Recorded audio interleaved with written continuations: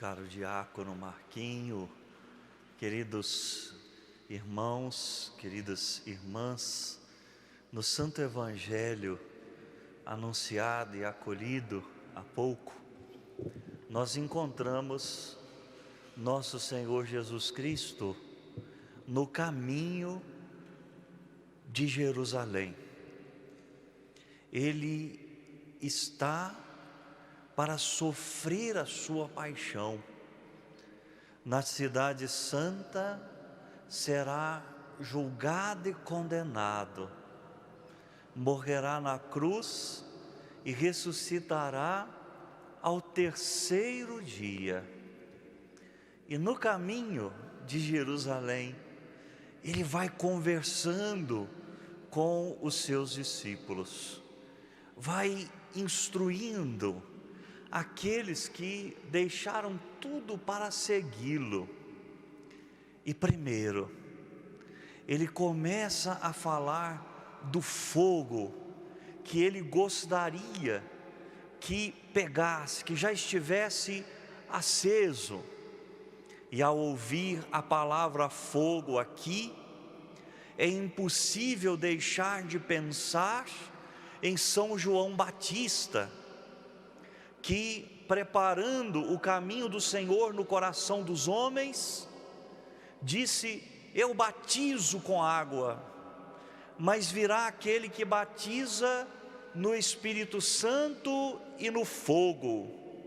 O fogo que nosso Senhor deseja que pegue, que esteja aceso, é o fogo do Espírito Santo, é o fogo do amor, da caridade divina, que precisa arder no coração, no interior de cada discípulo seu.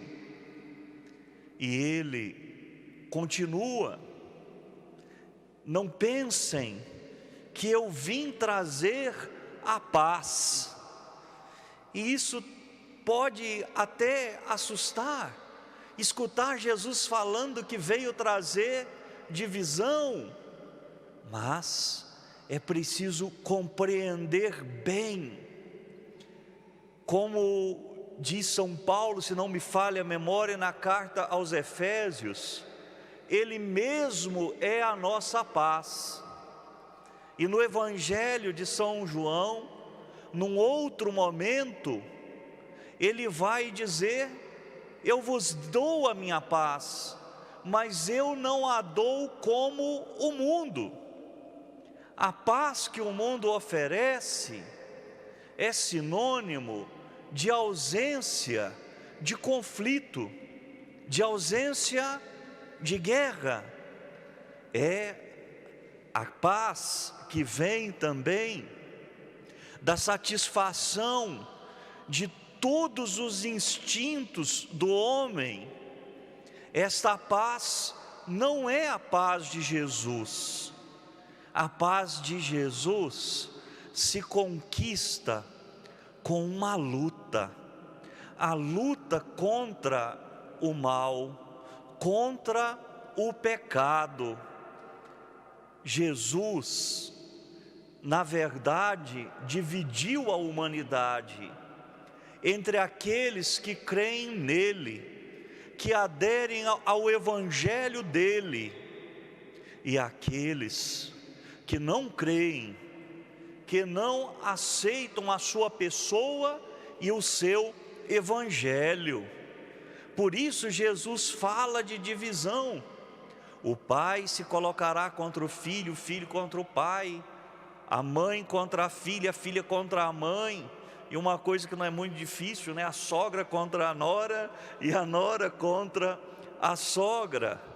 Mas essa divisão não é aquela que às vezes acontece nas famílias por causa de capricho, por causa de choque de egos, mas é a divisão acontecida por causa da fé. Aqueles que creem no Cristo, por causa da dimensão profética do batismo, estes incomodam, esses nadam contra a correnteza. A vida de Jesus foi isto.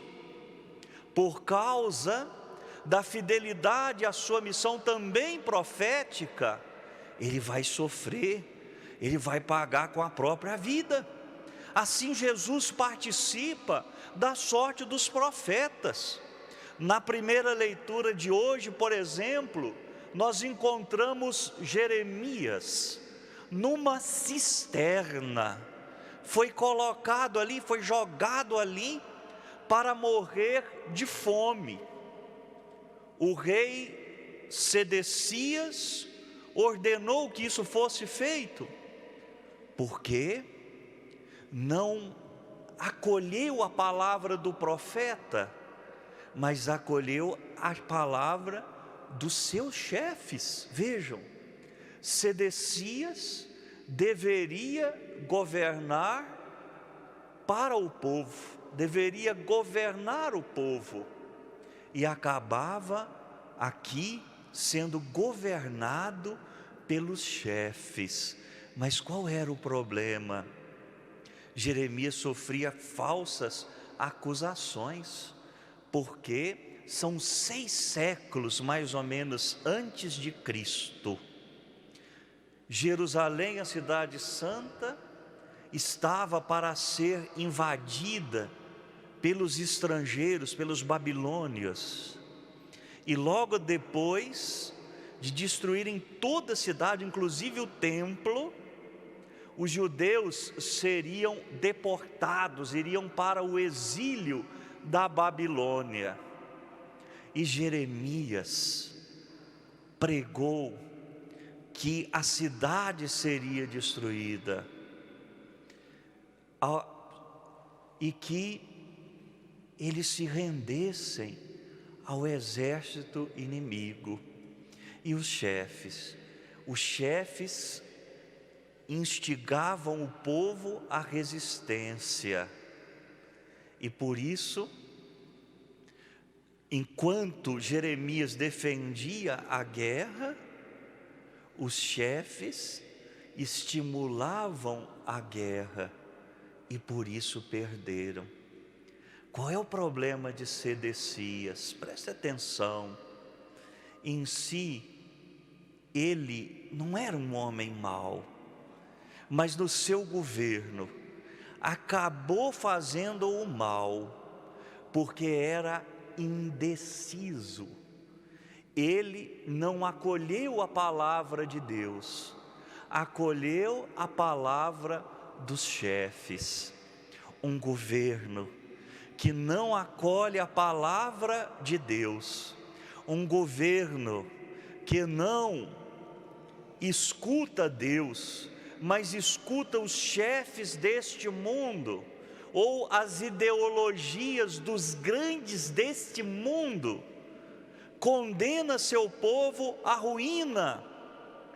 Aqui, no contexto da Semana da Família, no Dia dos Pais, nós podemos dizer o mesmo para os pais, para as famílias.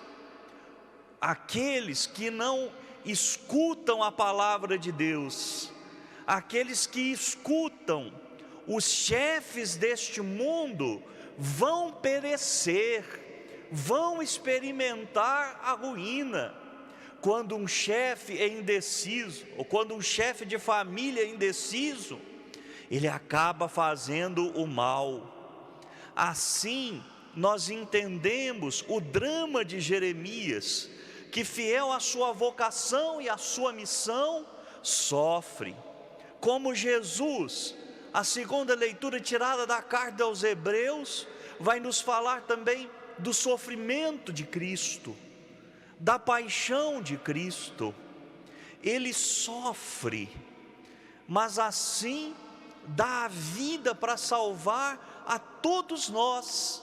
E vejam que o autor sagrado nos convida a um combate, a combatermos. Ainda não demos o sangue, nós temos uma meta, nós temos sim onde chegar.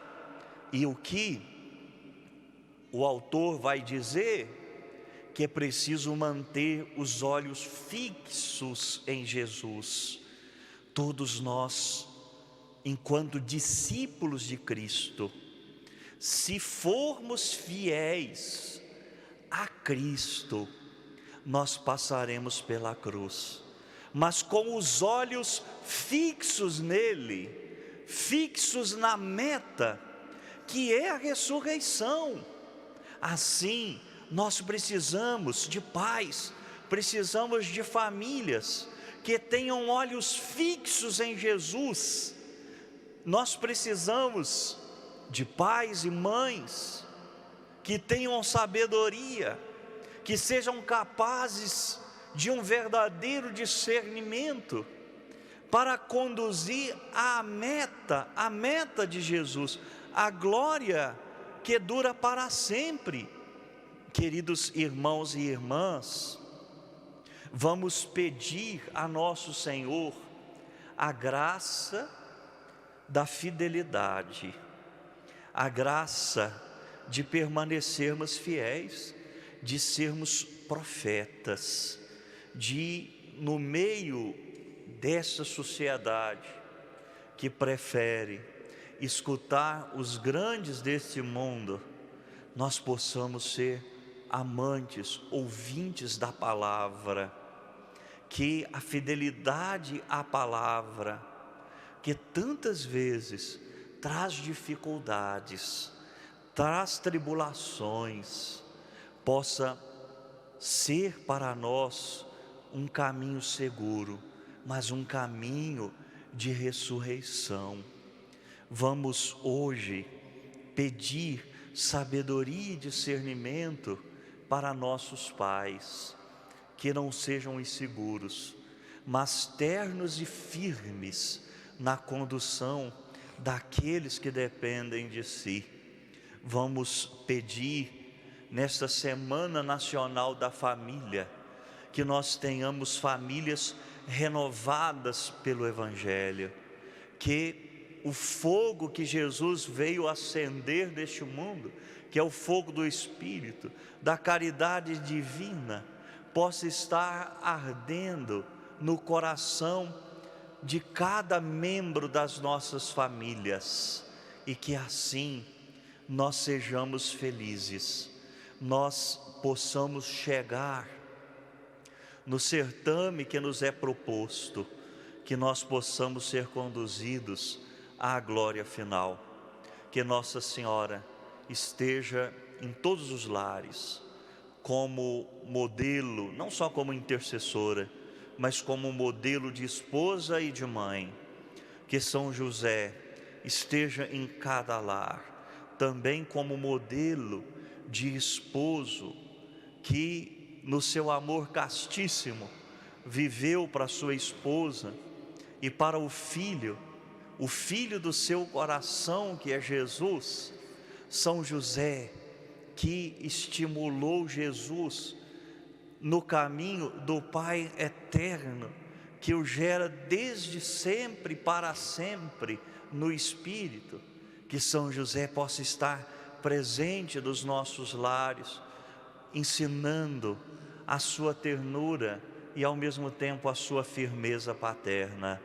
Que cada lar cristão seja uma verdadeira igreja doméstica. É o que nós pedimos hoje.